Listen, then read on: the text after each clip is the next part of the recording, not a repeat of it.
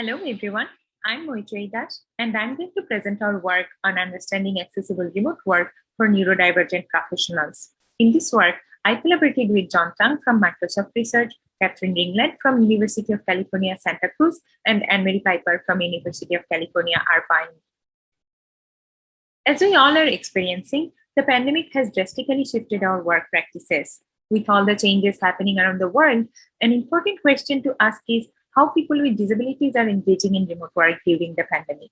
Recent studies have already started exploring the challenges and benefits of remote work for disabled people.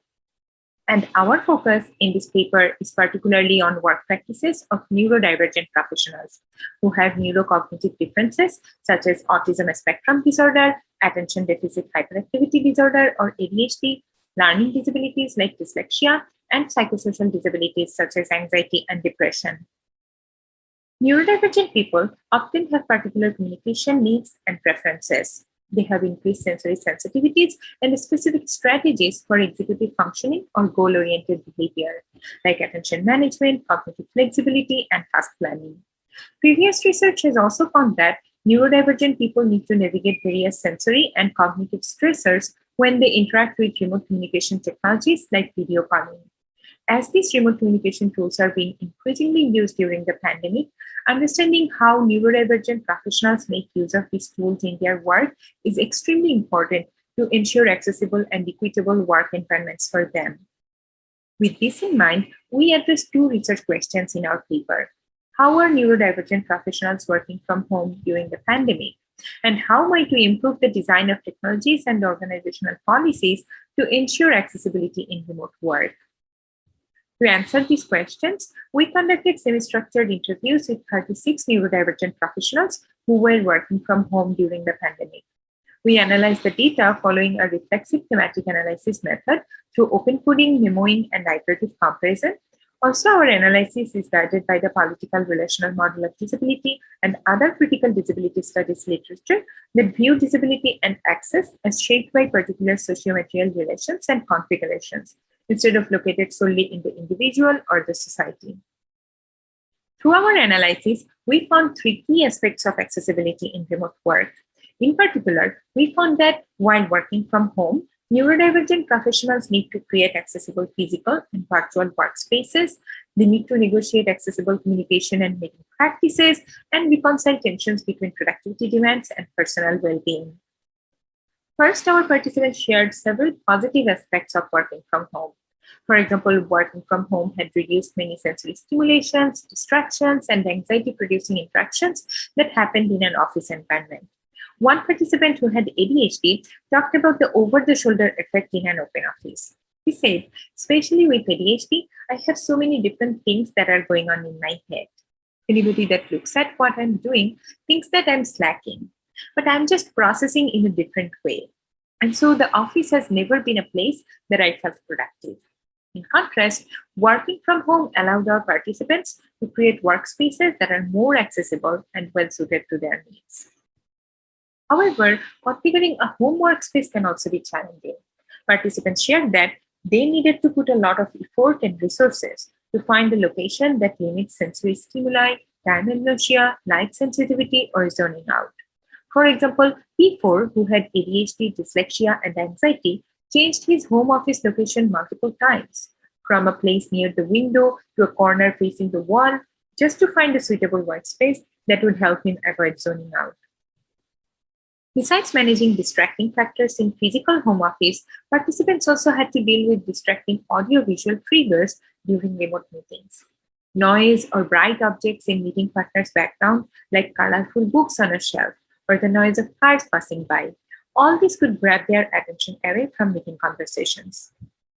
Even virtual backgrounds sometimes can be distracting, especially when these backgrounds do not work well on multi-plane surfaces. B21, who had autism, said, inevitably part of a person's arm disappears or part of their neck is missing. That's very distracting to me because I'm wondering just a whole slew of things around the algorithm and why is that happening? And so participants shared that they need to find workarounds to maintain attention to meeting conversations. For example, some participants shared that they perform self-stimulating activities or steaming like walking or using Legos and fidget spinners to remain focused during remote meetings. Also, they often turn their videos off to avoid getting distracted or to hide their stimming activities. For example, P23, who had autism and ADHD, turned off cameras while steaming to avoid his colleagues' preconceived but incorrect ideas about what he looked like when he is paying attention. As we see here, our participants needed to put additional effort to hide their attentional practices in predominantly neurotypical workplaces.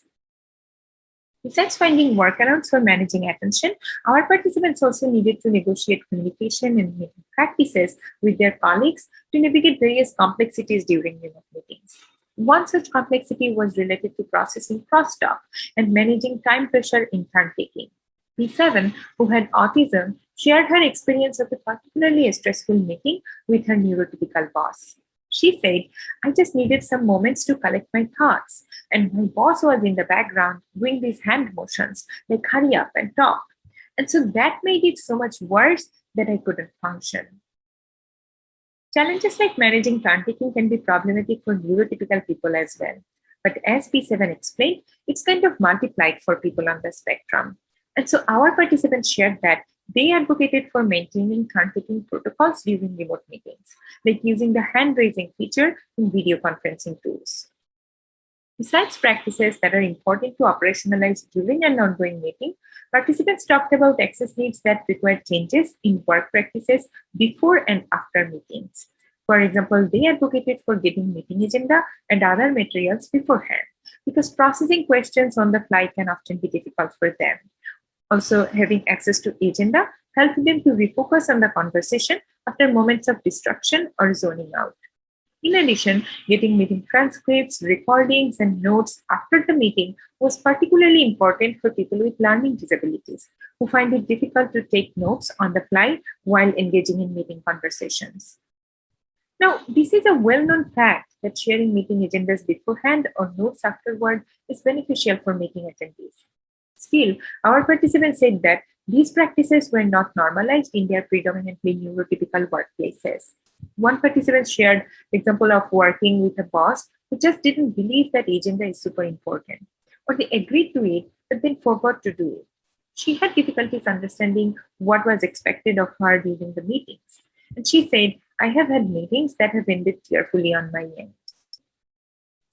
In addition to the challenges with creating accessible physical and virtual work experience, participants also shared how the changes in work practices and productivity demands during the pandemic impacted their well-being and work performance more broadly.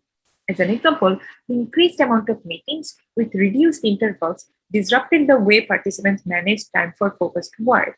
P36 said, people think like we are like machines, so we can just seamlessly switch right in. As a person with ADHD, I cannot do that. It takes me time to warm up and I have to get in the headspace to do productive work. And so participants talked about the importance of managing schedules to avoid consecutive meetings and taking desensitizing breaks during meetings to minimize fatigue. More importantly, all of this required our neurodivergent participants to clarify and to educate their neurotypical colleagues about their access needs. P34 shared how she explained her access needs to her colleagues. She said, look, one of the things that I find really hard is transitioning between defocusing and then coming into something like this. So if I'm vague and confused for the first few minutes of this meeting, just be aware that I'm still transitioning from something. So taking a step back, what do all of these findings say about accessibility in remote work? Many of the challenges our participants talked about is relevant to everyone.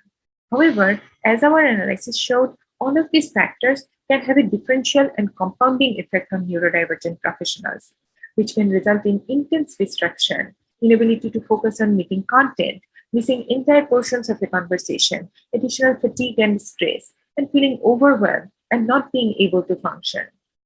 This means that to ensure an equitable work environment, organizations should normalize accessible practices instead of considering them as optional and nice to have.